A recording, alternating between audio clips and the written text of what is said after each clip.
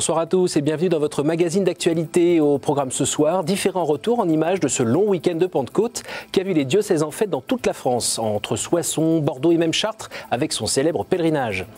La loi sur la dépénalisation étant passée à l'Assemblée nationale, nous essaierons de mieux en comprendre la teneur avec Christian de Saint-Palais, avocat pénaliste. Et puis alors que le match de football entre le Brésil et la Croatie va commencer, nous dirons un mot de la Coupe du Monde de football, mais aussi, pour ne pas faire de jaloux, nous parlerons rugby avec le challenge des cathédrales.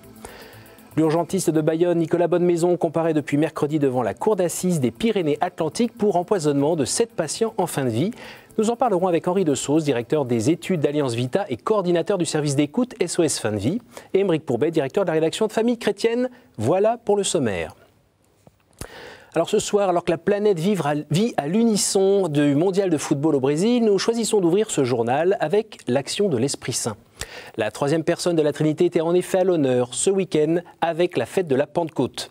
Outre les nombreuses confirmations, comme celle de 300 adultes à Lyon, les rassemblements diocésains se sont multipliés. Petite sélection de cette grande fête de l'Église dans vos diocèses. Vous voyez en ce moment des images du diocèse de Luçon où 2300 personnes et une quarantaine de prêtres ont participé au rassemblement diocésain de Pentecôte, en partenariat avec le magazine Famille Chrétienne. Le diocèse de Bayonne, l'Escar et Oloron s'est retrouvé à Pau pour la 3e édition de Diocèse en fête. Un succès avec plus de 1500 Basques et Béarnais qui ont participé à la consécration du diocèse au cœur sacré de Jésus et au cœur immaculé de Marie par Monseigneur Hayet. À Bordeaux, lundi, près de 2000 catholiques se sont réunis à Gradignan, en Gironde, pour l'événement Tremplin pour la mission.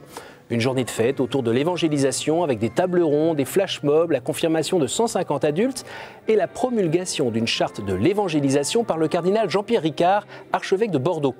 Merci à chaque diocèse pour ces images réjouissantes. Enfin, parmi tous ces rassemblements, nous avons aussi choisi celui du diocèse de Soissons, Laon et Saint-Quentin qui fête cette année ses 1700 ans d'existence. Lundi, le diocèse, avec une grande journée de fête sous la houlette de Monseigneur Giraud, François-Xavier Mathieu était parmi eux.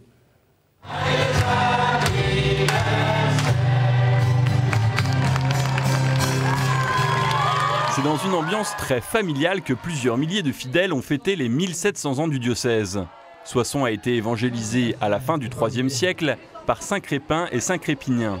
On sait peu de choses de ces missionnaires, sinon qu'ils ont été persécutés au nom de leur foi. On peut simplement dire que c'était des simples chrétiens, qu'ils étaient cordonniers et qu'ils ont témoigné de leur foi. Et à partir de là, leur témoignage rendu a fait qu'il y a eu des communautés chrétiennes, puis des évêques sont arrivés comme Saint Sixte, Saint Sinice et Saint Divitien. Ce n'est pourtant pas l'arrivée des missionnaires, ni celle des évêques qui marque la création du diocèse. La date retenue par les historiens est le 3 mars 314. Cette année-là, les reliques de Crépin et Crépinien furent exhumées. Et le 3 mars 314, la communauté chrétienne peut célébrer au grand jour ses martyrs. On est juste une année après l'édit de Milan de Constantin, de 313, et donc il s'installe dans l'Empire romain auquel nous appartenons à cette époque-là. Une tolérance vis-à-vis des chrétiens qui peuvent sortir des catacombes. Presque 2 millénaires après ces événements, les chrétiens de l'Aisne ont de nouveau été invités ce dimanche de Pentecôte à sortir de chez eux pour proclamer leur foi au grand jour. Et puis, profitant de ce long week-end, plus de 10 000 personnes ont mis leur pas dans ceux de Charles Péguy. 3 jours durant, ils ont pérégriné sur les 100 km qui séparent Paris et Chartres. Merci à l'association Notre-Dame de Chrétienté, organisatrice de ce pèlerinage, qui nous a fourni ces images. Lors de l'homélie de la messe de clôture dans la cathédrale de Chartres, Monseigneur Hayet a appelé les pèlerins à un engagement politique motivé par la conscience du chrétien et la soumission au Créateur et aux droits naturels.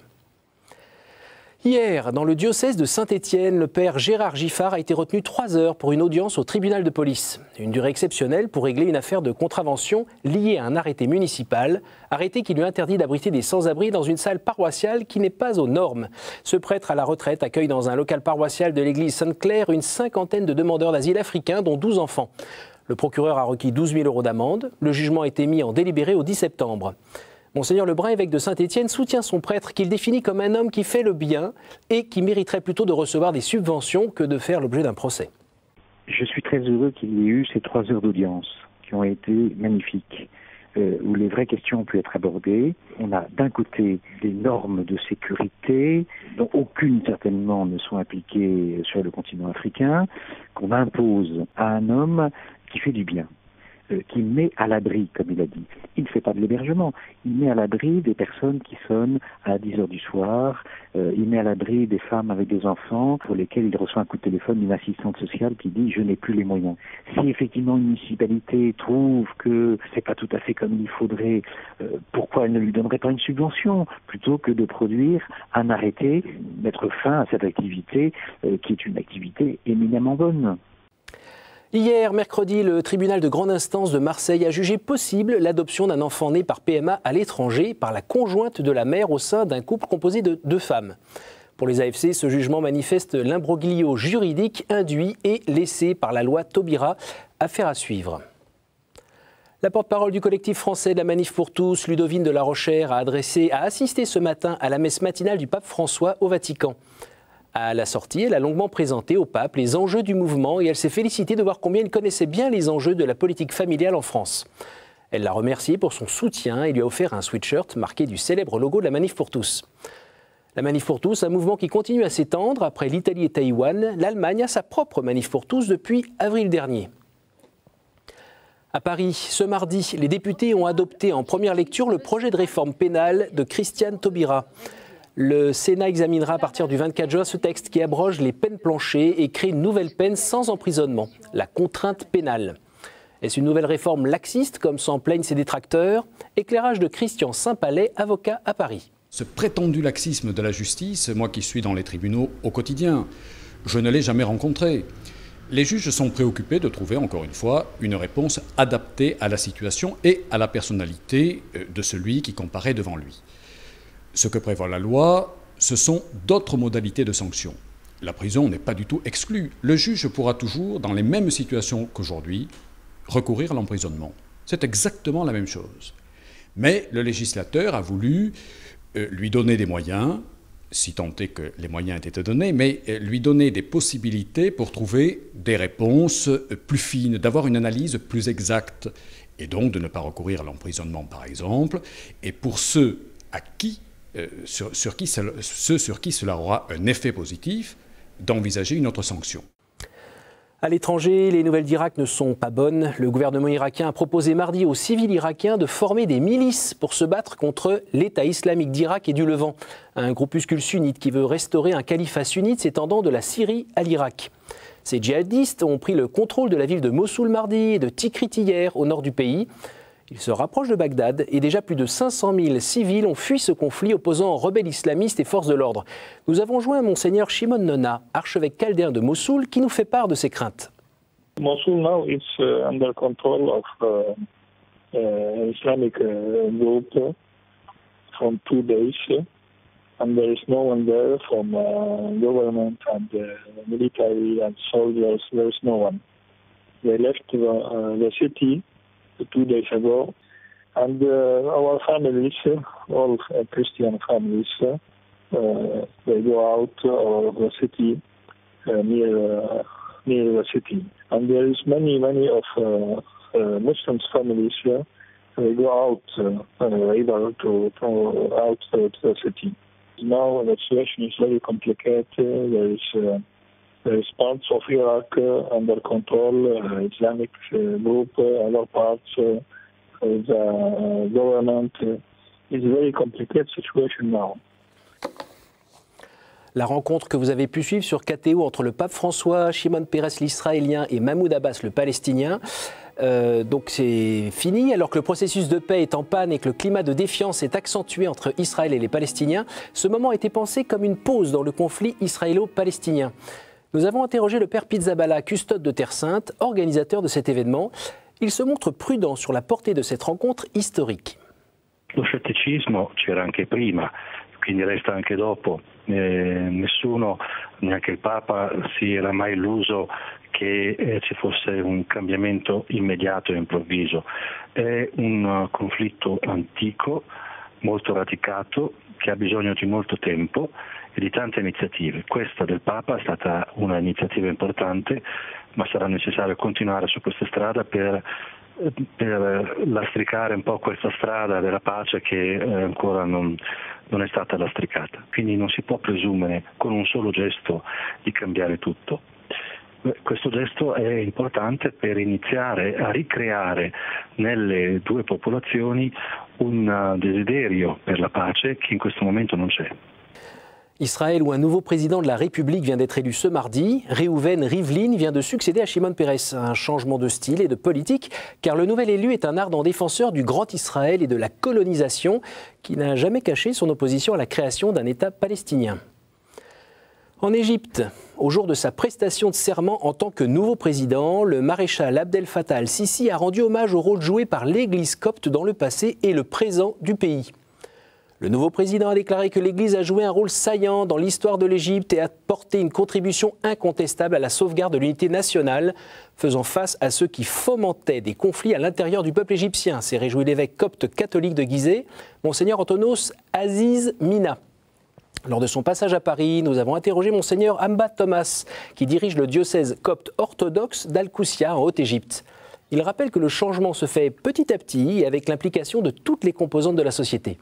It's not an act that would happen in 1 or 2 years. It's a long-term process to bring the whole society to understand and to practice freedom and social justice, because this is not only a political activities, it is a social economic activities. That's why all the civil society works together in solidarity with the people and the government that's elected for this cause. Alors on reste sur le continent africain avec une initiative importante prise en vue des prochaines élections en République démocratique du Congo. La commission Justice et Paix vient en effet de lancer un vaste programme d'éducation civique et électorale dans 47 diocèses. Le prêtre responsable de la Commission électorale nationale indépendante, l'abbé Malu Malu, compte bien en effet organiser les élections de ces 3 prochaines années dans un cadre serein et démocratique. Et puis l'Église en Côte d'Ivoire est en deuil. Le cardinal Bernard Agré, archevêque émérite d'Abidjan et ancien président de la conférence épiscopale régionale de l'Afrique de l'Ouest, est décédé mardi à Paris où il était hospitalisé. Qui était cette figure de l'Église ivoirienne? Explication du père Ernest Kouakou, directeur de la Voix de l'Évangile, la radio catholique de la Côte d'Ivoire. Pour Monseigneur Agré, c'était d'abord l'homme. Et il parlait surtout de développement de l'homme et de tout l'homme, pour aller dans le sens de la doctrine sociale de l'Église.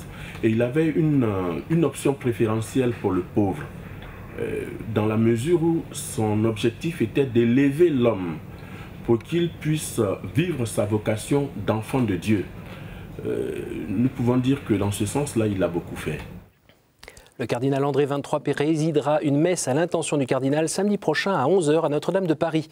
Un signe des liens d'amitié profonds qui existent depuis de nombreuses années entre les diocèses d'Abidjan et de Paris.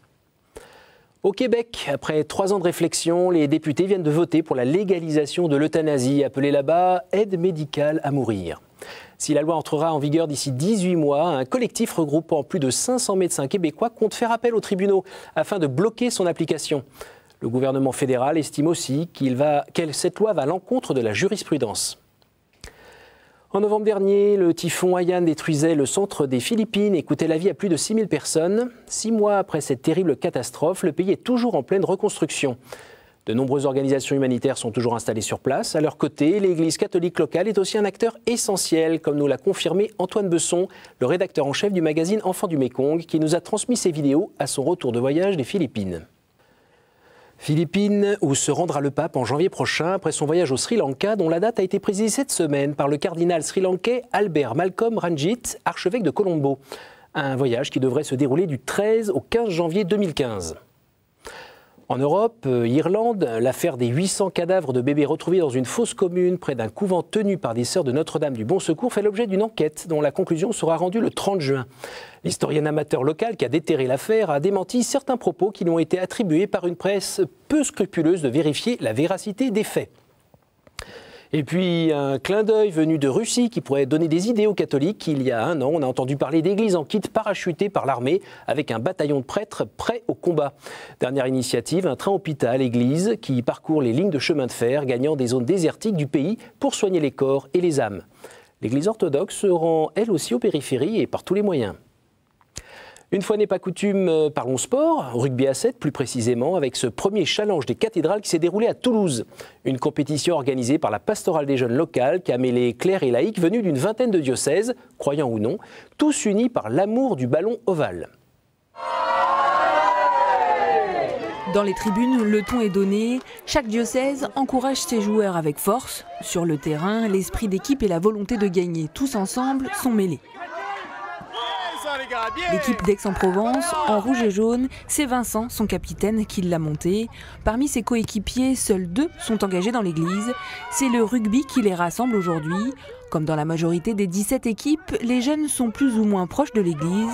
Une façon pour les diocèses de toucher un public différent. À la fin de nos préparations, à chaque fois, on essayait 5-10 minutes avec un ami à moi qui était mon prof de caté au collège. On essayait de glisser une petite phrase biblique ou quoi et on réfléchissait dessus, mais voilà, pour qu'il y ait quand même le petit esprit.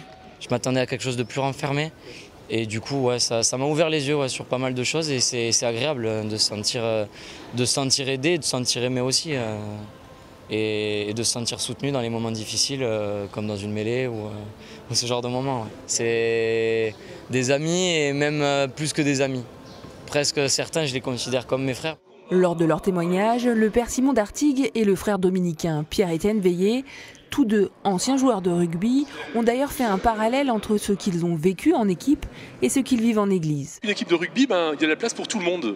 C'est un peu comme dans l'Épître aux Corinthiens, Saint Paul, il dit que dans l'église, justement, il faut de tout. Comme au rugby. Comme quoi le rugby, c'est certainement... Enfin, une équipe de rugby, c'est certainement ce qui ressemble le plus à l'église. Ce tournoi est un réel outil d'évangélisation pour le père d'Artigues et les jeunes de la paroisse étudiante de Toulouse. Et c'est bien pour cela qu'ils ont choisi le week-end de Pentecôte pour l'organiser, afin de laisser agir l'Esprit Saint dans les cœurs de chacun de ses joueurs. La prochaine édition devrait se tenir sous le soleil d'Aix-en-Provence dans 2 ans.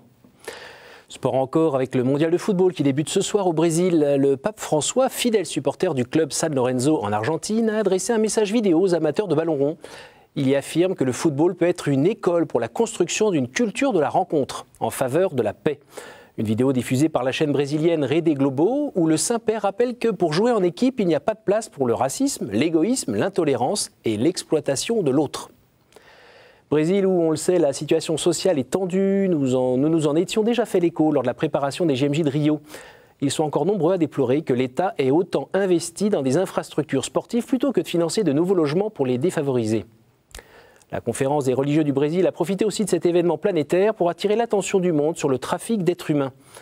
Mercredi dernier, le pape François s'était fait lui-même l'écho de ce drame humain. Les marchands de mort et les trafiquants de personnes humaines devront rendre compte un jour à Dieu, a-t-il assuré, lançant également un appel à la communauté internationale pour établir des protections sociales contre le travail des mineurs. Avant de retrouver nos invités pour parler du procès de l'urgentiste bayonnais, je vous invite à prendre le temps de feuilleter avec moi les unes de vos hebdomadaires chrétiens.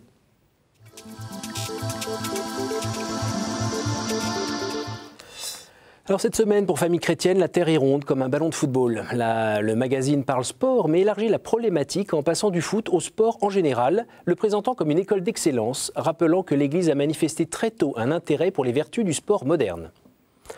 L'œil déjà arrivé sur le mois d'octobre et le synode sur la famille organisé au Vatican, Pèlerin offre cette semaine à ses lecteurs un gros dossier sur une des questions de ce synode, la place des divorcés remariés dans l'Église. La vie suit la courbe de température de ces derniers jours pour nous offrir sa couverture sur les vacances. En avant-goût de ces grandes vacances, le magazine évoque l'histoire des congés qui raconte un pays où l'on aime prendre son temps. Shimon Peres et Mahmoud Abbas font la une de France Catholique qui titre « L'appel du 8 juin ». L'hebdomadaire attire aussi l'attention de ses lecteurs sur les 60 ans du mouvement des Focolari. Et puis on salue ce petit nouveau, pas tout à fait nouveau, distribué en Suisse et en France. Quart d'heure pour l'essentiel. Un gratuit diffusé uniquement pour la Coupe du Monde de football et qui répond aux questions comme pourquoi les footballeurs se signent avant d'entrer sur le terrain, pourquoi pointent-ils un doigt vers le ciel après un but, pourquoi parlent-ils si ouvertement de leur foi. Rendez-vous sur leur site internet pour savoir où trouver un exemplaire. Voilà pour la presse chrétienne de cette semaine. Je vous invite maintenant à écouter Monseigneur Di Falco qui s'excuse d'être chrétien.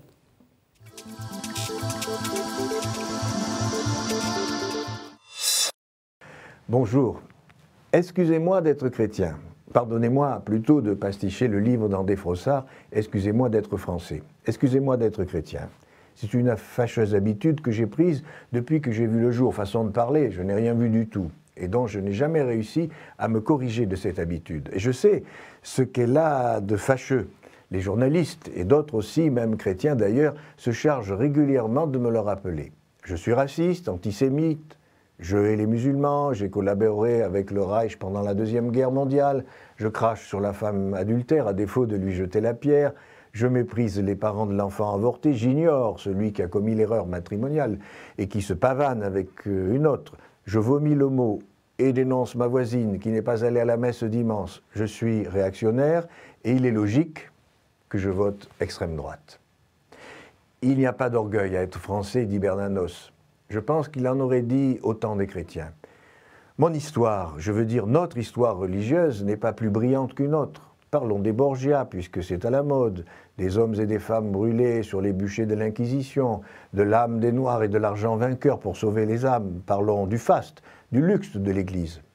On n'en finit plus d'exiger du chrétien ses excuses et il ne rechigne pas de les présenter. Pourtant, tout en continuant de pasticher la conclusion de Frossard dans son ouvrage « Excusez-moi d'être français », ce n'est assurément pas à moi, tout chrétien que je suis, qu'il revient d'enseigner aux autres. Leur culture, leur tradition, leur histoire vaut bien la mienne. Mais il paraît que je suis issu d'une religion de plus de 2000 ans et d'une culture encore plus ancienne, et c'est à ce titre, il me semble, mais malheur aidant, que j'ai quelque chose à dire sur les chances et les aléas de l'expérience humaine et sur la société dans laquelle je vis. Merci Monseigneur, rendez-vous dans 15 jours. Je gagne maintenant le salon où nous attendent nos invités pour mieux comprendre les enjeux de l'affaire Bonne Maison.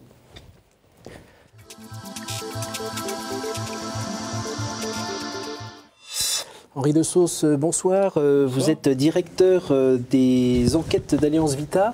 C'est bien cela? Des études d'Alliance Vita. Et vous êtes coordinateur du service d'écoute SOS Fin de Vie. Tout à fait. Donc bonsoir. Aymeric Pourbet, vous êtes directeur de la rédaction de Famille Chrétienne. Bonsoir. Bonsoir. Alors depuis hier et pour 3 semaines, Nicolas Bonnemaison, l'ex-urgentiste de l'hôpital de Bayonne, est devant les assises des Pyrénées-Atlantiques. Il est accusé d'avoir empoisonné 7 patients en fin de vie. Alors hier, on vous a vu chez nos confrères d'ITélé face à Jean-Luc Romero. Alors est-ce qu'on assiste à une relance du débat sur l'euthanasie ? Oui, bien sûr. Tout est prétexte pour les partisans de l'euthanasie de faire valoir leurs idées. Ce procès, il débute, donc il faut que la justice passe sereinement, on va dire, et à fond. Nous, notre première préoccupation à l'occasion de ce procès, en fait, c'est de protéger nos anciens. C'est de se rendre compte que nos parents, nos grands-parents, finalement, peuvent, dans des maisons de retraite, dans des services d'urgence, à l'hôpital, être soumis à de l'exclusion, être soumis à de la maltraitance. Et la pire des maltraitances serait un peu ce qui se passe, ce dont on parle à Pau, où en fait on peut être tué, mais faire terminer sa vie à l'insu de la personne, de ses proches, etc. Donc ce point-là nous paraît capital, parce que ce qu'on ignore aussi, c'est que dans les jours qu'on suivit, par exemple, l'annonce de cette arrestation en août 2011, nous avons reçu dans notre service d'écoute à SOS Fin de Vie des témoignages des personnes qui étaient vraiment très choquées, qui avaient peur. Et je voudrais vous lire 2 lignes d'un témoignage qui nous avait beaucoup frappé, mais qui est très révélateur, avec quelqu'un qui nous a dit le 18 août, alors que l'affaire a été lancée le 8 août. « Je suis très inquiet de la tournure que prennent les événements. Les médecins sont là pour nous soigner et certainement pas pour nous donner la mort. Tout ceci me préoccupe au plus haut point. J'ai rencontré aujourd'hui une personne âgée qui refuse d'être hospitalisée de peur qu'on la fasse mourir à son insu. En résumé, je n'accorde plus ma confiance aux personnes hospitalières. » C'est ça qui est dramatique, c'est que cette confiance entre soignants et soignés est à la base de toute la relation qui concerne des centaines et des milliers de personnes en France. Alors, Aymeric Pourbet, moi, ce qui me trouble un petit peu, là, c'est qu'on parle du procès de l'euthanasie, mais en fait, ça devrait être le procès de ce bonhomme qui a posé des actes. C'est lui, en fait, qui est jugé. Malheureusement, la justice est instrumentalisée, c'est pas la première fois ni la dernière. Tugdual Derville, dans un livre, avait étudié ça très bien. Moi, ce qui me frappe, outre effectivement cette instrumentalisation, c'est la manière dont c'est médiatisé. Et c'est vrai que j'ai été frappé lors d'un journal télévisé traitant de cette question hier soir, de montrer finalement le docteur Bonnemaison un peu comme une victime. C'est-à-dire que de bourreau, il devient victime d'une loi trop injuste, de sa compassion finalement. Mais de quoi parle-t-on ? la compassion, est-ce que ça conduit à tuer des gens? Je crois que là, il y a quand même, il faut relire l'encyclique Evangelium Vitae de 1995, je crois, qui parlait de fausse compassion et de perversion de la pitié. Ouais. On est en plein dedans. Mais en même temps, vous pointez quelque chose d'important, c'est cette histoire d'extrême souffrance auquel Nicolas Bonnemaison a été confronté. Est-ce que la loi Leonetti répond à ces situations-là? Oui, la loi Leonetti, je vous rappelle qu'elle a été votée dans un consensus total de tout le Parlement. Ça arrive quasiment jamais. Ça prouve qu'il y a eu la recherche de solutions où on affirmait des principes de non-acharnement thérapeutique, la personne a le droit de demander l'arrêt des traitements, etc. Mais elle ne peut pas régler tous les cas pratiques. Et donc, ce dont on se rend compte, c'est que c'est le problème de la prise en charge des malades, d'une meilleure prise en charge, peut-être des soins palliatifs plus tôt, des soins palliatifs mieux développés. On nous avait annoncé il y a 2 ans, le président de la République, quand il avait démarré la mission SICAR, avait annoncé un grand plan pour prolonger les soins palliatifs. Depuis 2 ans, il ne s'est rien passé. Donc c'est ça le fond du problème. Il faut pouvoir développer toutes ces techniques en dehors de l'euthanasie et en dehors de l'acharnement thérapeutique. Alors, quand je pense à cette affaire Bonnemaison, si on peut l'appeler comme ça, on a l'impression qu'on est un peu en pleine confusion. On a vu quoi, je crois, 50 000 pétitionnaires défendre cet ex-médecin. Alors, en gros, aujourd'hui, on pourrait tuer quelqu'un sans avoir l'aval de personne. C'est un petit peu ça que les gens pensent ? Oui, qu'un médecin a été, dont on voit la fragilité psychique, qui a été entraîné à faire des choses, bon, la justice, encore une fois, va le décider, mais ce qui est extrêmement, à la fois surprenant et préoccupant, c'est qu'il a d'emblée fait l'objet d'un soutien, je dirais presque aveugle, sans même qu'on sache ce qui s'est passé, de collègues, de médecins, de pétitions donc sur Internet. Vous a choqué ? Oui, ça nous a surtout énormément préoccupés, parce que dans notre société se diffuse cette espèce de culture de dire une personne peut décider, enfin, oui, la loi de l'autonomie poussée à l'extrême, au détriment de la solidarité, en fait, de l'accompagnement vraiment des malades. C'est la faute des médias alors ? Je pense que, si vous me permettez un peu ce paradoxe, c'est un peu la faute de l'Église aussi. C'est-à-dire qu'à partir du moment où on ne parle plus de la vie éternelle, et on en parle quand même assez peu souvent, en tout cas pas assez, c'est vrai qu'il y a une espèce de désespérance qui fait que des gens comme le docteur Bonnemaison, au nom, encore une fois, de cette fausse compassion, on arrive à commettre des actes qui sont des meurtres, hein, il faut appeler les choses comme elles sont. Donc voilà, moi je crois qu'il faut effectivement redonner aux gens une espérance, et on voit bien les courriers que vous nous avez lus à l'instant, montrent bien qu'il y a cette perte de confiance, et la confiance, ça se regagne d'abord parce qu'il y a un au-delà, il y a un horizon au-delà de la mort, parce qu'effectivement, on est tous démunis face à la mort, je crois qu'il faut le dire aussi, et la loi ne permettra jamais d'encadrer tous les cas de figure qui pourront se présenter. Un dernier mot ? On ne veut surtout pas devenir comme la Belgique qui a voté l'euthanasie il y a 10 ans. Il y a des dérives considérables. Tous les ans, le nombre d'euthanasies augmente, des euthanasies clandestines qui ne disparaissent pas. Et surtout, ils ont voté l'euthanasie des mineurs il y a 3 mois. Donc, alors qu'il y a 10 ans, il était dit qu'il n'était jamais question. Donc on voit qu'une fois que l'interdit de tuer a été franchi, eh bien, il n'y a plus de limite. Et donc on veut surtout pas ça pour la France, et on pense qu'il faudra vraiment se mobiliser si un projet de loi vient dans les mois qui viennent. Donc je comprends bien que Alliance Vita, comme famille chrétienne, vous serez sur le front pour défendre ces choses-là. Merci beaucoup, messieurs, pour votre présence. Merci, chers téléspectateurs, pour votre fidélité. Vous pourrez revoir cette émission sur notre site ktotv.com. Bonne soirée, à la semaine prochaine.